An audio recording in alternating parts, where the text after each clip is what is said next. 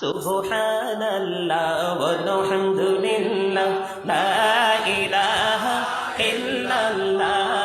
সুবহানাল্লাহ ওয়ালহামদুলিল্লাহ লা ইলাহা ইল্লাল্লাহ লা ইলাহা ইল্লাল্লাহ লা ইলাহা ইল্লাল্লাহ নবী আমার নূরের ফুতুল জগত করলেন ও জালা নবী আমার নূরের ফুতুল জগত করলেন ও জালা রোজ হাসরে করবেন তিনি উম্মতের ফয়সালা সুবহানাল্লাহ আলহামদুলিল্লাহ লা ইলাহা